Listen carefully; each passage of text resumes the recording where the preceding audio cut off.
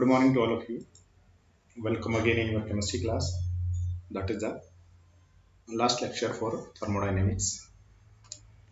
In previous video, we discussed about spontaneity of the reaction and Gibbs free energy. Also, we discussed about entropy. Now, entropy and second law of thermodynamics. Entropy is the loss of energy available to do work. Another form of second law क्या कहता है thermodynamics का? वो कहता है कि जितने भी स्पॉन्टेनियस प्रोसेस होते हैं, ठीक है ना, state that the total entropy of system either increase और remain constant, it never decrease. Spontaneous जितने भी सिस्टम होते हैं, जो भी अपने आप होते हैं, उनके अंदर जो एंट्रोपी होती है सिस्टम की, वो या तो इंक्रीज होती है या फिर जीरो रहती है, लेकिन डिक्रीज बिल्कुल भी नहीं होती। एंट्रोपी इज जीरो किसमें होती है? रिवर्सिबल प्रोसेस के अंदर। It increase in an reversible process, but जो इरिवर्सिबल प्रोसेस होते हैं उनके अंदर ये क्या होती है?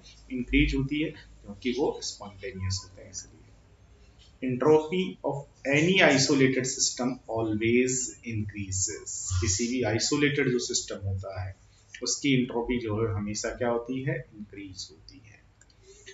In exothermic reaction, heat released by the reaction. Exothermic reaction है, उसमें हीट जो बाहर निकल रही है, ठीक है, reaction increase the disorder of the surrounding. अब एनर्जी बाहर निकलेगी, ऑब्वियसली वो जो सराउंडिंग है उस सराउंडिंग को मिलेगी वो एनर्जी, सराउंडिंग को मिलेगी तो जो सराउंडिंग है उसकी जो डिसऑर्डरनेस है वो बढ़ेगी।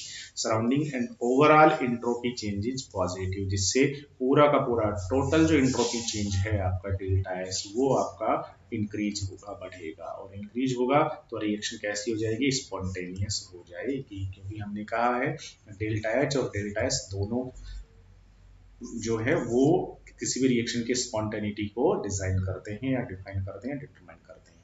तो डेल्टा एच जो है वो नेगेटिव है, एनर्जी बाहर निकलेगी, जिससे पूरी टोटल जो इंट्रोपी है वो आपकी इंक्रीज हो जाएगी और सिस्टम अपने आप कंप्लीट होगा, या जो रिएक्शन या प्रोसेस है वो स्पॉन्टेनियस होगा।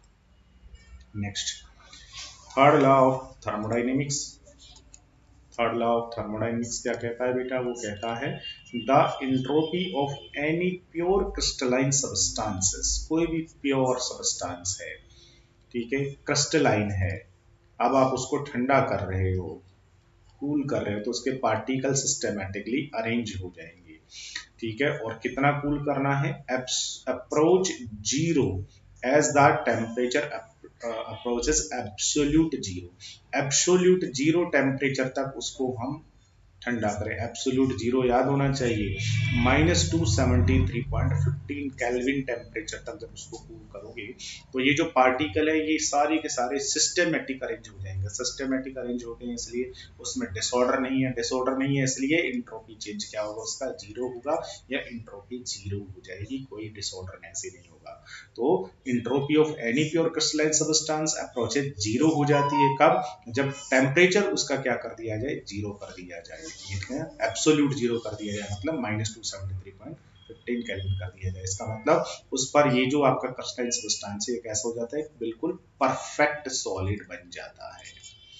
Called third law of thermodynamics. The importance of third law is the absolute value of entropy of pure substance can be determined. जो प्योर सबस्टेंस होते हैं उनकी एब्सोल्यूट एंट्रोपी जो है उसको डिटरमाइन किया जा सकता है। कब? जब आप टेम्परेचर को कितना करोगे? एब्सोल्यूट जीरो कर दोगे, मतलब -273.15 केल्विन कर दोगे। और ये बात हमने कहीं ना कहीं पढ़ी हुई है, कहाँ पर? प्रीवियस चैप्टर में पढ़ा हुआ है, एब्सोल्यूट जीरो टेम्परेचर क्या होता है। उसके बाद है Gibbs energy change and equilibrium. देखिएगा इक्विलिब्रियम क्या होता है ये नेक्स्ट चैप्टर में पढ़ेंगे, थोड़ा सा आउटलाइन आइडिया यहाँ पर ले लेते हैं। रिवर्सिबल जो केमिकल रिएक्शंस होती हैं, ठीक है ना, can approach in either forward and backward simultaneously, that is reactant converting to the product and product converting to the reactant at the same rate so that a dynamic equilibrium is set up. Next chapter में पढ़ेंगे कि reactant जो होते हैं वो product में convert होते हैं, प्रोडक्ट रिएक्टेंट में कन्वर्ट होते हैं, और जब इक्विलिब्रियम अटेन होता है तो जिस स्पीड से रिएक्टेंट प्रोडक्ट में कन्वर्ट होते हैं उसी स्पीड से ये इसमें कन्वर्ट हो जाते हैं। तो इसको हम कहते हैं इक्विलिब्रियम अटेन हो गया है, और कंटिन्यूसली होते रहते हैं तो ये इक्विलिब्रियम डायनेमिक होता है। This means that the reaction in both the directions should proceed with a decreased free energy which seems impossible। दोनों तरफ रिएक्शन हो रही है, दोनों तरफ एनर्जी जो है वो डिक्रीज हो रही होगी, लेकिन ऐसा कैसे पॉसिबल हो सकता है? ऐसा तो नहीं होगा। इधर अगर एनर्जी रिलीज हो रही है, डिक्रीज हो रही है, तो फिर इधर इंक्रीज होनी चाहिए, मगर दोनों के दोनों प्रोसेस हो रहे हैं, इसका मतलब इधर भी रिलीज हो रही है, इधर भी रिलीज हो रही है, जो कि पॉसिबल नहीं होगा। लेकिन it is possible only if at equilibrium the free energy of system। अब केवल क्या कब पॉसिबल हो सकता है कि इधर भी निकले इधर भी निकले, लेकिन ऐसा प्रैक्टिकली या थ्योरेटिकली भी पॉसिबल नहीं होगा। वो साइंटिस्ट क्या कहते हैं कि ये पॉसिबल केवल तभी होगा कि जब इक्विलिब्रियम अटेन हो जाता है ना, तो जो फ्री एनर्जी है सिस्टम की वो क्या हो जाती है, वो जीरो हो जाती है। ठीक है ना, free energy of the system is minimum age zero, zero हो जाती है। ठीक है, ना तो इधर रिलीज होगी और ना इधर रिलीज होगी, इसलिए सिस्टम की जो फ्री एनर्जी है वो मिनिमम हो जाती है। इक्विलिब्रियम के ऊपर A B converted into the C D and C D converted into the A B, और इक्विलिब्रियम अटेन होगा तो सिस्टम की जो गिब्स फ्री एनर्जी हो क्या हो जाती है, जीरो हो जाती है। चलिए next, Gibbs free energy change and equilibrium constant की बात करें कि जब इक्विलिब्रियम अटेन हो जाएगा तो देखना क्या होगा, Gibbs energy change for a reaction in which all reactant product are in standard state. अब देखिएगा, गिब्स एनर्जी चेंज हो रहा है किसी रिएक्शन के अंदर जिसमें रिएक्टेंट और प्रोडक्ट सारे के सारे अगर स्टैंडर्ड स्टेट में है, तो फिर जो गिब्स एनर्जी चेंज होता है उसको भी हम क्या कहते हैं, स्टैंडर्ड कहते हैं। Sorry, is known as standard Gibbs energy, और इसका सिंबल क्या होगा, फिर हम स्टैंडर्ड के लिए नोट लगा करके लिखेंगे। It is related to the equilibrium constant of the reaction as follows. और ये जो गिब्स फ्री एनर्जी होती है, स्टैंडर्ड गिब्स फ्री एनर्जी होती है, ये इक्विलिब्रियम कांस्टेंट के साथ रिलेटेड होती है। किस तरीके से रिलेटेड होती है, ये जो आपकी जो इक्विलिब्रियम आपका हो रहा है उस इक्विलिब्रियम की जो गिब्स एनर्जी होती है ये इक्वल होती है किसके, अगर यही रिएक्टेंट प्रोडक्ट सारे के सारे स्टैंडर्ड स्टेट में हो तो उस समय जो इसकी गिब्स एनर्जी होती है that is standard Gibbs energy minus R T L N K, या सॉरी पॉजिटिव प्लस में R T L N K, ये होता है इनका रिलेशन। अब जब इक्विलिब्रियम अटेन हो जाएगा तो ये जो गिब्स एनर्जी चेंज होता है ये क्या होता है, जीरो हो जाएगा। तो जीरो हो जाएगा, इसको उठा के इधर ले आएंगे तो जो स्टैंडर्ड गिब्स एनर्जी होती है वो हो जाएगी माइनस आर टी इनिशियल के। और जब यहाँ से इनिशियल को हटा के हम log 10 लगा देते हैं तो उस समय हमें इसको किससे मल्टीप्लाई करना होता है, 2.303 से। तो del R G is equal to L N को हटा के हमने क्या लगा दिया, log लगा दिया, और इसको 2.303 से मल्टीप्लाई कर देते हैं, क्योंकि जो एल एन होता है ये 2.303 log 10 बेस के इक्वल होता है। तो ये हटाना है तो ये लगाना है, तो एल एन हटा के हमने ये लगा दिया। ये के क्या है, यहाँ से इक्विलिब्रियम कांस्टेंट होता है, ये नेक्स्ट चैप्टर में डिस्कस करेंगे। ठीक है, तो देखिएगा क्या हो गया आपका, standard Gibbs free energy del G standard is equal to क्या होगा, डेल एच स्टैंडर्ड माइनस क्या होगा, टी डेल एस स्टैंडर्ड होगा।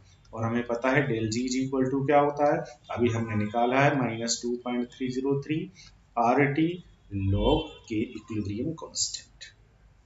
ठीक है, अब बात हो रही है फॉर स्ट्रॉन्गली एंडोथर्मिक रिएक्शन। अगर स्ट्रॉन्गली एंडोथर्मिक रिएक्शन है, एंडोथर्मिक रिएक्शन इसका मतलब डेल्टा जी कैसा है, डेल्टा जी जो है वो है आपका एंडोथर्मिक, सॉरी, तो डेल्टा जी कैसा है, पॉजिटिव है। ठीक है, डेल्टा एच है large positive value, delta H positive है। ठीक है, उस कंडीशन में क्या होगा, वैल्यू ऑफ के जो है ना वो लेस देन 1 होगी, एक से बहुत कम होगी। किसकी वैल्यू, के की वैल्यू, के की जो वैल्यू है वो एक से बहुत कम होगी। एक से बहुत कम होने का मतलब क्या होगा, देखिएगा ऐसा क्यों करें, ऐसा इसलिए कह रहे हैं क्योंकि एंडोथर्मिक है, हार्डली एंडोथर्मिक है, मतलब डेल्टा एच पॉजिटिव। ये अगर पॉजिटिव है तो फिर ये पूरा का पूरा चाहे कितना ही नेगेटिव क्यों ना हो, डेल्टा जी कैसे हो जाएगा, पॉजिटिव आएगा। अब डेल्टा जी को अगर पॉजिटिव करना है आपने, तो ये पॉजिटिव करना है तो नेगेटिव का साइन ऑलरेडी है, तो के को आपने कैसा बनाना पड़ेगा, के जो है उस के को आपने नेगेटिव बनाना पड़ेगा, ताकि नेगेटिव नेगेटिव क्या हो जाए, पॉजिटिव हो जाए। तो के जो है वो एक से बहुत क्या होना चाहिए, कम होना चाहिए। और के जब एक से बहुत कम होता है तो इसका मतलब जो रिएक्शन है is unlikely to form much product, तो वो जो रिएक्शन है उस रिएक्शन को एक से कम करना है, इसका मतलब वो जो रिएक्शन है उस रिएक्शन को बहुत ज्यादा क्या बनाना पड़ेगा, प्रोडक्ट जो है वो बनाना पड़ेगा। अब के क्या होता है तो ये नेक्स्ट चैप्टर में सीखेंगे बेटा, अभी आपको इतना ही सीखना है। इक्विलिब्रियम कांस्टेंट के इज इक्वल टू क्या होता है, के इज इक्वल टू प्रोडक्ट का कंसंट्रेशन अपॉन रिएक्टेंट का कंसंट्रेशन, कुछ इस तरीके का होता है, ठीक है ना। K is equal to equilibrium constant is equal to होता है प्रोडक्ट का कंसंट्रेशन अपॉन रिएक्टेंट का कंसंट्रेशन, दैट इज के।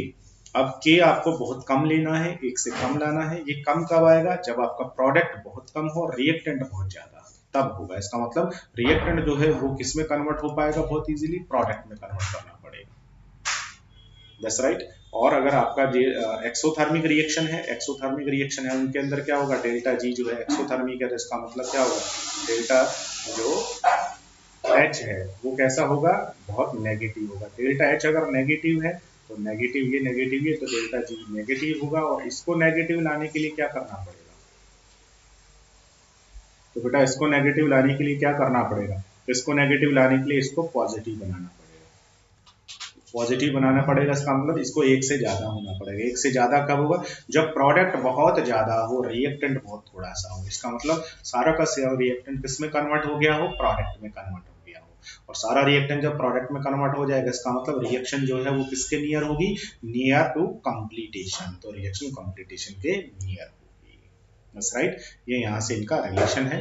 बाकी के का जो के बारे में जो बाकी की जो डिटेल्स है वो हम नेक्स्ट चैप्टर में डिस्कस करेंगे। अभी एक क्वेश्चन है, देखिएगा क्या क्वेश्चन है। क्वेश्चन है कैलकुलेट द, क्या कैलकुलेट करवा रहा है आपसे, कैलकुलेट जो करवा रहा है वो करवा रहा है Gibbs standard free energy. Formula हमने पढ़ा है, standard Gibbs free energy is equal to minus 2.303 RT log K equilibrium constant, ठीक है। कि for conversion of oxygen to ozone, ये ऑक्सीजन है जो कि आपकी ओजोन में कन्वर्ट हो रही है at 298 kelvin temperature. If KP for the conversion is, KP की वैल्यू आपको दी है, केपी क्या होता है, इक्विलिब्रियम कांस्टेंट ही होता है। नेक्स्ट चैप्टर में पढ़ेंगे इक्विलिब्रियम कांस्टेंट के को हम केसी और केपी के फॉर्म में लिखते हैं। तो इक्विलिब्रियम कांस्टेंट आपको बता दिया है कि बस वैल्यूज आपको रखनी है भाई। Delta G is equal to ये आर टी, आर की वैल्यू आपको नोन वन चाहिए, आर की वैल्यू कितनी होती है 8.314, ये हमने गैसेस स्टेट वाले चैप्टर में पढ़ा है। टेम्परेचर आपको बता दिया गया है, लोग के की वैल्यू आपको बताई गई है, सारी वैल्यू जो रख के कैलकुलेशन कर लीजिए। गिब्स एनर्जी में जो चेंज आया है वो हम कैलकुलेट कर लेंगे। नेक्स्ट क्वेश्चन जो है वो क्या कहता है, नेक्स्ट क्वेश्चन देखिएगा, नेक्स्ट लास्ट क्वेश्चन इस चैप्टर का देख लीजिएगा, एनसीईआरटी की प्रॉब्लम है। Find out the value of equilibrium constant, equilibrium constant की वैल्यू पूछे, इसका मतलब के पूछा है for the following reaction at 298 kelvin temperature.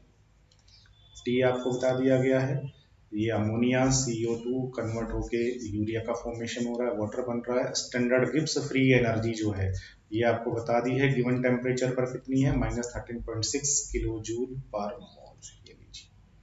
इसमें आपको के आपको आइडेंटिफाई करा है, डेल्टा जी बता दिया है, आपको पता है delta G equal to -2.303 RT log के। तो यहाँ से पहले आप log के निकाल लीजिए, के निकालने के लिए इसको इधर लाके डिवाइड लगा दीजिए, log के आ जाएगा। इसकी सारी वैल्यू रख दीजिए, ये आपके पास में है ऑलरेडी, यहाँ से ये, यहाँ से ये, यहाँ से ये, सारी वैल्यू जो है उसको रख दीजिएगा। उसके बाद आपके पास क्या आ जाएगा, log के आ जाएगा 2.38। अब आपको log हटाना है तो एंटी log ले लीजिएगा, तो के इज इक्वल टू आ जाएगा anti log of 2.38। Anti log को सोल्व करना ये आपको आना चाहिए, जो कि मैथमेटिक्स में पढ़ा होगा, या फिर मैं कभी इसको सिखा दूंगा, बट इस तरीके के क्वेश्चन एग्जाम में आते नहीं है, क्योंकि इनको सॉल्व करने के लिए लॉग टेबल की रिक्वायरमेंट होती है। ठीक है, चलिए इसके साथ ही आपका ये जो चैप्टर है ये चैप्टर फिनिश हुआ। आज हमने जो पढ़ा है वो थर्मोडायनेमिक्स का सेकंड लॉ हमने पढ़ा है, कि जितने भी स्पॉन्टेनियस प्रोसेस होते हैं उन सब के अंदर टोटल जो एंट्रोपी है वो या तो कांस्टेंट रहती है या इंक्रीज होती है। ठीक है, रिवर्सिबल प्रोसेस जो होते हैं बेटा उनके अंदर एंट्रोपी जो है वो जीरो होती है, इरिवर्सिबल की एंट्रोपी जो है वो इंक्रीज होती है। एक्सोथर्मिक जो प्रोसेस होते हैं उनके अंदर जो हीट निकलेगी वो हीट जा करके जो सराउंडिंग है उसकी एंट्रोपी को बढ़ाएगी, इसलिए टोटल एंट्रोपी जो है इंक्रीज हो जाती है। थर्ड लॉ क्या कहता है कि एब्सोल्यूट जीरो टेम्परेचर के ऊपर जितने भी प्योर क्रिस्टलाइन सबस्टेंस होते हैं उन सबकी जो एंट्रोपी है वो जीरो हो जाती है, उनके अंदर डिसऑर्डरनेस बिल्कुल भी नहीं रहता है। और उसके बाद में जो गिब्स फ्री एनर्जी है उसका इक्विलिब्रियम कांस्टेंट के साथ में क्या रिलेशन होता है, और गिब्स फ्री एनर्जी को भी हमने स्टैंडर्ड फॉर्म में लिख दिया है। स्टैंडर्ड गिब्स फ्री एनर्जी का इक्विलिब्रियम कांस्टेंट के साथ में रिलेशन, और ये जो इक्वेशन है बेटा ये इक्वेशन ये 12th क्लास में ऐसे के ऐसे यूज आने वाली है। इसका कोई डेरिवेशन आपका सिलेबस में नहीं है तो वो आपको डिस्कस नहीं करना है। इसके साथ हमने न्यूमेरिकल दो सॉल्व किए हैं, बहुत इजी से हैं। एक में गिब्स फ्री एनर्जी पूछी है, एक में इक्विलिब्रियम कांस्टेंट को उसने आपसे कैलकुलेट कराया है। Okay, thank you to all of you.